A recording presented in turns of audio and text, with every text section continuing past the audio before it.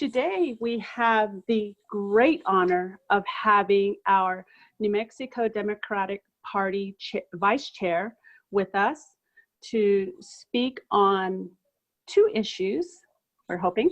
Of course, you know, the things going on with racism and Black Lives Matter in our country, as we know, is horrific. So hopefully he can speak on that. And then also, how do we get young Democrats out to vote and, you know, elevate their voices? So I'd like to introduce Marcus Porter, our Vice Chair for the New Mexico Democratic Party. Welcome. Hello. Thanks for having me, everyone. Again, I'm Marcus, your Vice Chairman. I'll start with some of the updates, well, answering the question about getting young Democrats involved. So there is a caucus of the Young Democrats of New Mexico, obviously. They've become a lot more organized now that they have new leadership. And I'll give the current president's contact information in the comments later. Because what I really wanted to do as it pertains to young Democrats and getting them or us involved is really empowering an organization that specifically has that as their mission. And that is obviously the Young Democrats of New Mexico. So I'll give their contact information. But what they've been doing most recently, I got an update from Brianna Gallegos, who's the president right now. The first woman president of the Young Democrats in probably 20 years or more. So that was a pretty big accomplishment. But they've been doing a lot of virtual town halls and looking to expand the branches in the different counties. So reaching out via social media to get more young people, especially at university level, involved with what the Young Democrats are doing, keeping that pipeline going. They also had a town hall with Biden's team for young Democrats talking about climate change. One thing you might realize, you know, young Democrats, I mean, in their mid-30s, as I am, the issues are very important. Climate change, the reason you were seeing young people march or rally is because they get behind a cause. They don't just jump behind a party. We are the only party that really addresses any of those issues, but it's really cause-based, and that's really how you get most of the young people involved, because the party structure is different from just actually caring about an issue. So that town hall happened. There was a national YDA, Young Democrats of America town hall with Deb Holland that they also participated in. So what I would suggest is, and you know, you don't have to reinvent the wheel. Talk to the Young Democrats of New Mexico president. We're actually planning an event coming up soon. It's a pretty big event, trying to get funding and whatnot for candidates. So I'll try to drop a line and make sure Brianna contacts you all about that as well.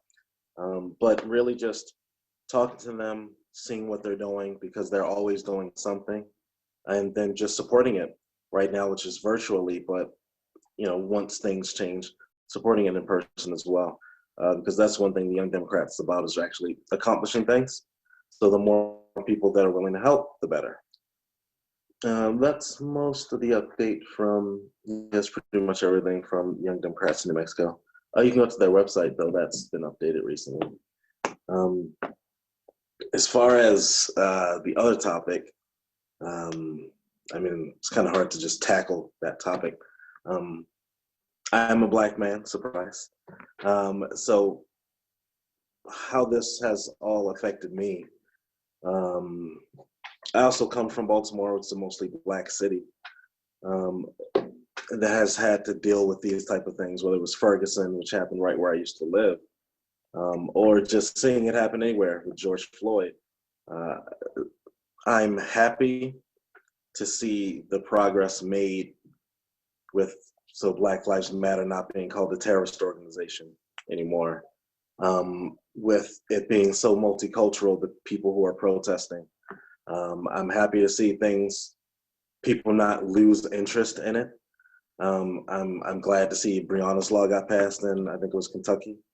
I'm glad to see the progress, but in part, it is because, well, so my generation, I'm a Gen Y or millennial. I'm 35 years old, you know. A lot of people think the millennials are still 18 or something like that, but we're a very large generation. So they talk about the suburban mom. The suburban mom who's in her mid-30s is a millennial. Like, so the entire structure of the population is starting to change as far as viewpoints, and that's been very helpful. I think keeping these protests sustained and actually getting some progress about changing laws and holding politicians to account. If you want the vote, you need to actually do something to deserve it. Because just as Black people, you know, it works both ways.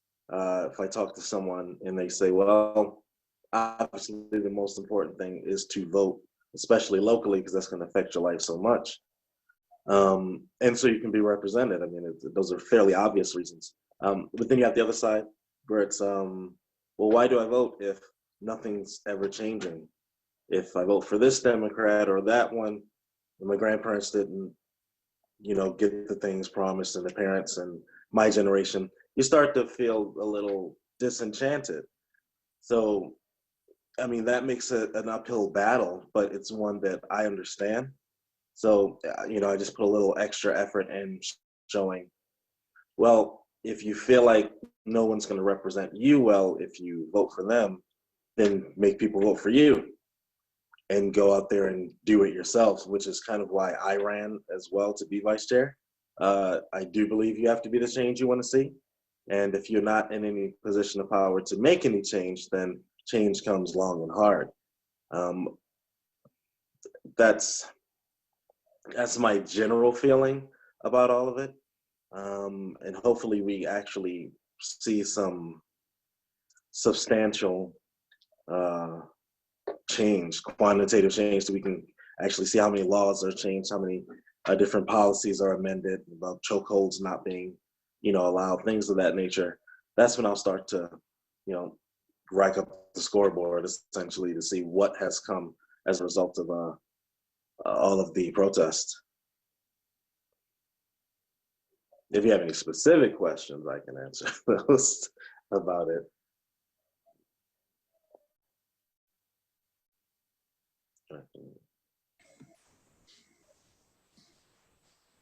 No. I think you're still muted. Questions.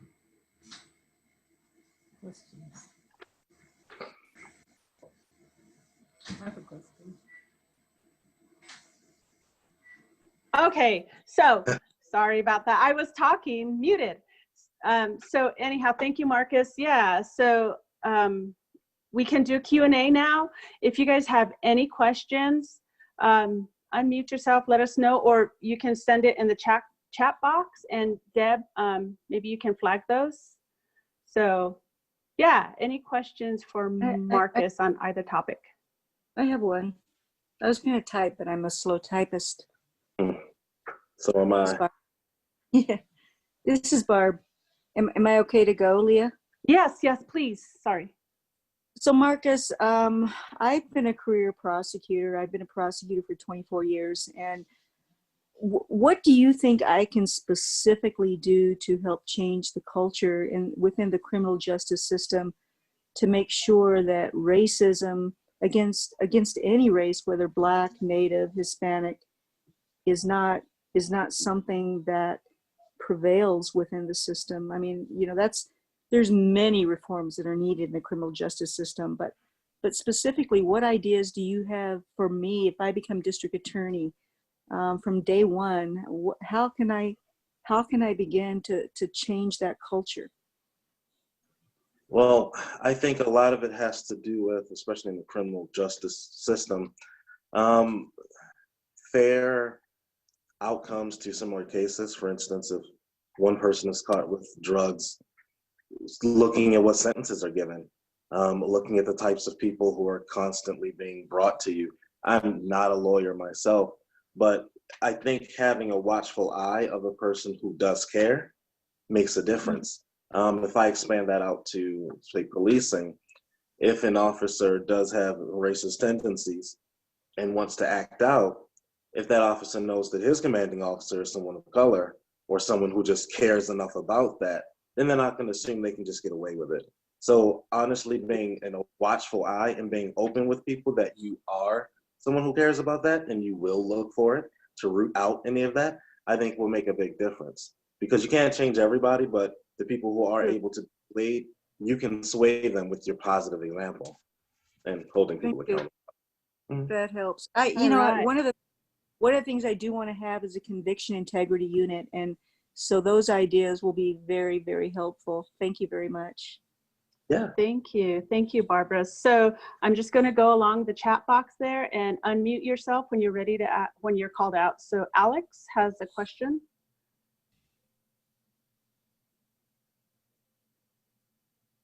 Alex? Is she there? I don't know, but All right, so let's go ahead and go with Marg, and then I can come back to Alex.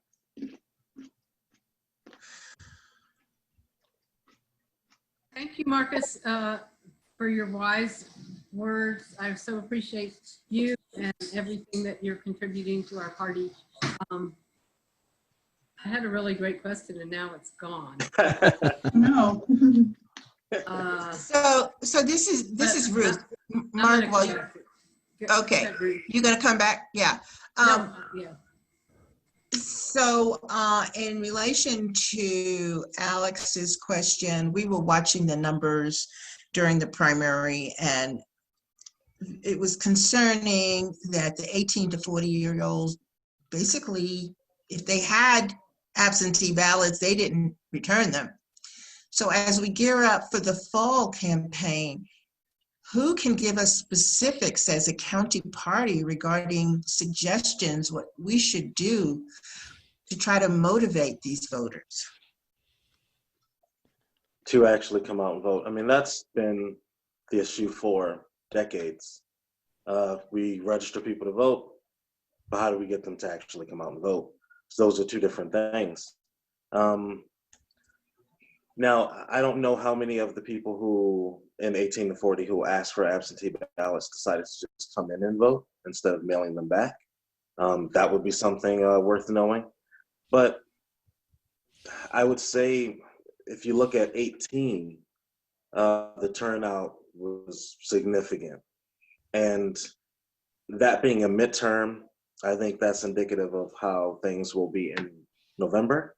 Honestly, I don't think you can pump up a Democrat who is anyway desirous to vote more than they already are to vote against Donald Trump. I think we just need to make sure that we are very clear about when the early voting starts, how people can vote, and constantly remind them of it. If you think about, well, I'm in that age group, I'm dead in the middle of that age, well, not in the middle, but I'm in that age group. It's just like we plan an event for people to come to, even if it's at a brewery and we're going to be talking about some topics that matter to this age group.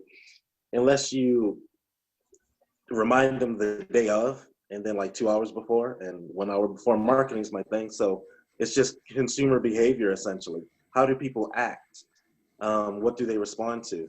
So it's kind of just incumbent on us to make sure that, I mean, everybody knows who Trump is and that he's going to be up for election in November. That's not something that people are surprised about. We just need to make sure they know when they can vote and where they can vote and how they can vote if it's not in person.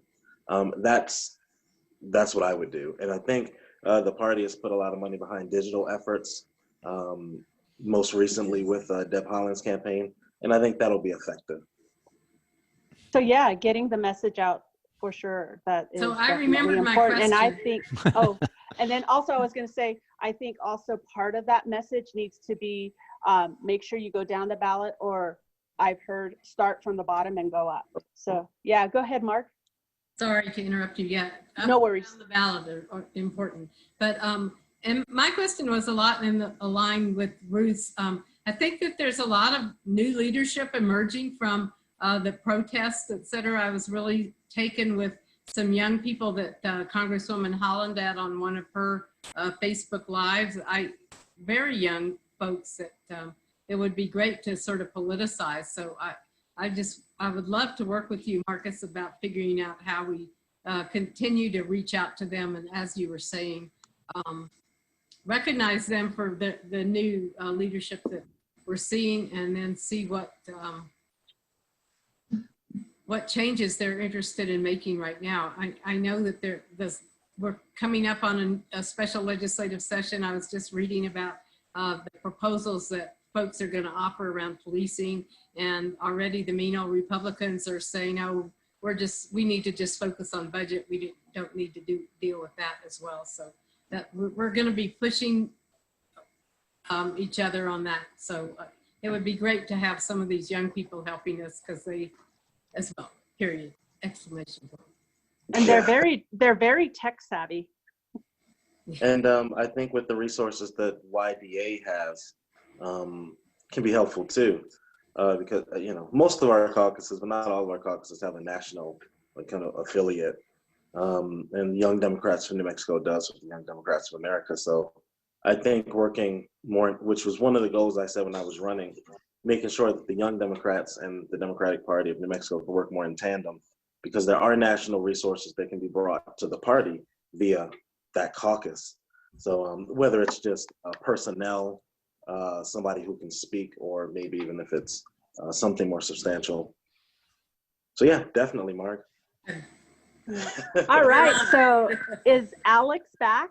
Do you want to ask a question? And Oh, yay.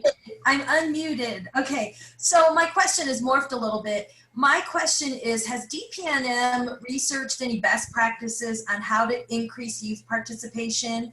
And if so, what are they? Do you guys have any specific suggestions that we could employ in Sandoval County? Thank you. There are best practices. The DNC provides kind of a treasure trove of different best practices across the board. I typically, like I did recommend here, partnering with YDNM, because again, we don't need to reinvent the wheel. And if these things are already happening, because they do have their meetings with YDA, then you can just see where you fit in and where you can help bolster it. But I don't think, so this may be good news, don't take so much of the responsibility on yourself of what you need to do next, other than contacting them. Because sometimes that helps light a fire under people as well, to get people going a little more. And once you know you have support from counties who actually want to get involved, that's when things move even faster. We went up to Farmington right after I was elected, and brought up some young Dems with me as well. We spoke about the issues. They had some young Democrats there. We helped them set up a branch within a week or two from that. Because there are a few steps, obviously, to set up a branch in different counties. But if your branch if you don't have a branch or is not performing as well, they can help rejuvenate it. And then you can just start helping that branch. So first step, I'd say contact YDNM. Second, making sure that the branch that is in Sandoval is active. And then, at that point, it's just doing the things we normally do to get out the message. Do we have a YDNM in Sandoval? We did at one point, yeah. Yeah, there used to be one. But, hi guys, this is Joey. Yeah, so we did have a wide Young Democrats of Sandoval County. We founded it in 2003. I was one of the founders of it. That organization has since not been as active. And so, yeah, I think that's great that we do rejuvenate it. Thank you, Marcus, for bringing these points in. But I think a way that we can move forward and really draw in young people is focus on younger outlets, right? Snapchat, TikTok, those seem to be resonating more with people in the 18 to 24 range. So I have a proposal being drafted for the county party so we can invest some money into those media outlets. So I hope that answers the question about the Young Democrats of Sandoval County. A little bit. All right, I have a quick question about that. Oh. Okay, go ahead. We haven't had an active group in Sandoval County. Do we now? I've actually tried to communicate with Brianna Gallegos about this, and then she had Isaac Chavez designated as a president and Gail Aho designated as vice president, but none of those people are working on Young Democrat things that I'm aware of. I mean, I've been in touch with them by email, and they're not active here in Sandoval County with Young Democrats. Gail's busy with Gary's stuff. So quick interjection, guys. Those folks are new officers. Prior to them, there was nobody really engaged in that. The last president, I believe, he moved out of state. So I recruited Isaac Chavez, and I think that kind of started the ball rolling. But yeah, no, they definitely need to do some work. But these two new officers, they're new, so they're going to need some assistance from YDNM. All right. All right. Thank you, Joey. So we'll keep going with the queue that's happening on chat. So let's go ahead and go with Judy Gordon. Mute yourself if you're not talking, please. Let's go ahead and go with Judy. If you have a question. Oh, yeah. My question was, since the COVID has put the kibosh on getting out to register voters, I was wondering what the strategy was or what the ideas were for getting new voters registered, especially young Democrats. Well, I mean, it really, with the pandemic, is kind of week by week because the Young Democrats, especially in Bernalillo, used to meet fairly frequently to discuss strategy. And that's been happening via Zoom. But right now, we don't know when we'll be able to get out. So everything's just online, giving them places online where they can maybe register. But it's kind of, we're waiting and seeing. Will we be able to get back out? And if so, when? Because most of the strategy behind registering people to vote has been in person, going to events where people that are heavily populated. So most of the strategy has been going towards getting people out, getting people out to the polls. But there, as far as I know, there have been a lot more strategies about how to get people registered to vote outside of sending them links and resources that way. Because it's just, we would go to highly trafficked areas and you could get people kind of no matter what. One of the things we did do, because we'll eventually be able to do this, open back up, the Young Democrats would go to events that actually hit that age group. So not just a bar, but in town was RuPaul's Drag Race, which, I mean, if you're a person in the LGBTQ community or just somebody who, is aware of that culturally, that's going to have a certain age group. It's going to have people who are fairly liberal. We went there, got at least 10 to 15 people to register, and the people who already were registered were happy to see that somebody cared enough to come by and register them. So some suggestions are go to places that you don't normally go. You can't do that now, but online, even different chat groups or something maybe you're not usually a part of, and kind of just talk to them. It's a little weird right now, but it's probably the best strategy we have. Go to places you don't normally go, talk to folks you don't normally talk to online safely. Yeah, this is Ruth, and for what it's worth, when MVD starts opening up, they've gotten their act together and they are asking the question, would you like to register to vote? Because I just experienced that about a month ago. And that's one avenue. That's good to hear. Yeah. Marcus, did you? Okay, so we have a comment from Naomi Hatch. Unmute yourself. Okay, there. Now it's developed into 3 comments. But anyway, I am a fellow Marylander, so go Terps, Marcus. But I think you didn't go to U of M. I think you went somewhere else, right? Yeah, went to Morgan But State. anyway, so a couple of things. There's this group that's come forth that created the protest in Rio Rancho that are young, and they don't identify themselves as Democrats, but they're definitely part of the Black Lives Matter, that I don't want you to forget. I think it's called Surge, S-U-R-G or J. Somebody can maybe correct me. And they would be a great group for you to invite. In addition, I also have marketing background just like you. I was thinking maybe you could do some kind of a Zoom thing where everybody fills out a form to get their absentee ballot, you know, sometime in October. And then once they get it, then you can do another event, want to have a beer or glass of wine, happy hour, and everybody can fill out their absentee ballot at the same time. But make it fun, maybe make it whatever you guys like to do, you know, trivia or RuPaul or something. I have a millennial as a son, and I think it just has to be like either sports related or something that resonates for you guys. And I know that you have to continue to remind them that it's tonight, even like 1 hour before.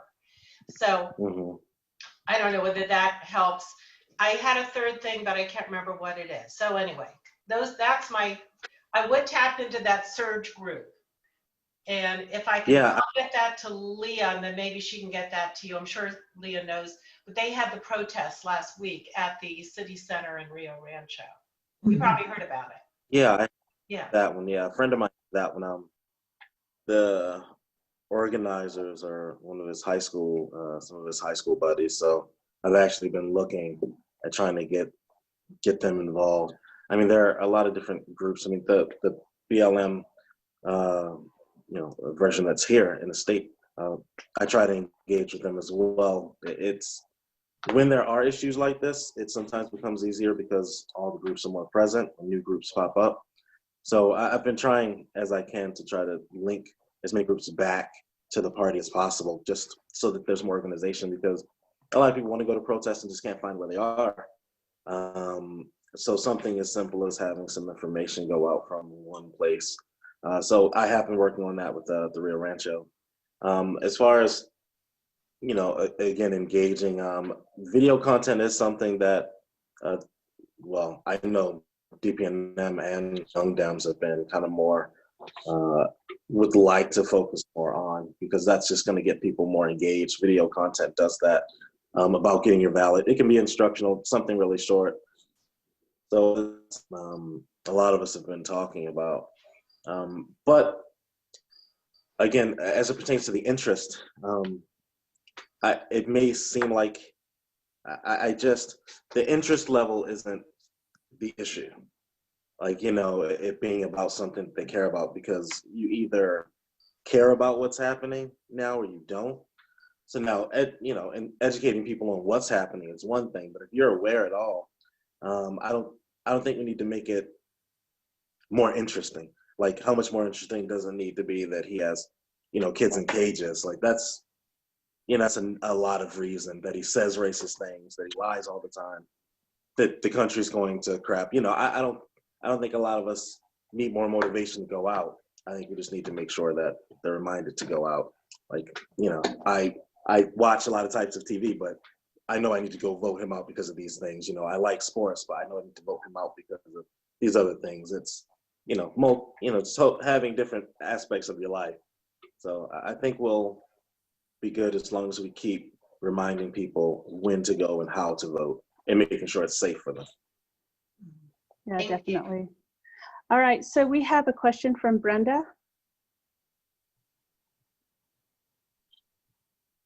Make sure you unmute yourself. Hi, Marcus. Hello. I'm really proud of you. Thank you for your constitution to stand up and take a leadership role for the Democrats here in New Mexico. I'm really proud of you, and what you said about taking a leadership role because you want to be part of that change so that it happens sooner than later, that really resonates with me. So I'm really proud of you. Thank you. Oh, thank you. I appreciate that, Brenda. So for me, public service is really important. It's an honor, it's a responsibility. And because of those ideals, I will never forget that I work for my constituents, the residents, the voters, the families, educators, retirees, veterans of Sandoval County. And I've been thinking, how best can I do that? Especially when we have a short session and then a longer session. but it's 1 month and 2 months. Yeah. So I've been kind of thinking, and I don't want to put you in a spot, but one of the communities that I want to keep close communications with is the African American community in Sandoval County, because what happened to George has galvanized the world, right? But how many of us, every single one of us, were absolutely outraged, right? What happened to Sandra? What happened to Trayvon? I think George has galvanized us, and I just don't want us to ever forget what's happened and move it forward. So again, I don't want to put you in a spot, but I was wondering, and you don't need to answer it right away, what you think, if it would be valuable if once I get into office, I start various committees, and one of them would be an African American committee of my constituents. I mean, I think, thank you for all of that, Brenda. I'm glad I was able to, give you anything that's kind of inspiring. It's always helpful if people feel represented. Now, committees are also not something that's the trust that, we put together a committee on having a committee about a committee. So if there's an actual, if that's something you give them to do, I think it would be fantastic to have a committee full of people of color in general. I mean, you can make it specifically African American and do a bunch of them. That would be great too. But as long as there's some actual mission there, something that you can check some boxes to with some kind of progress, then I'd be 100% behind. As long as people have something to work towards, then they can work towards it. Because people get on committees to be on a committee.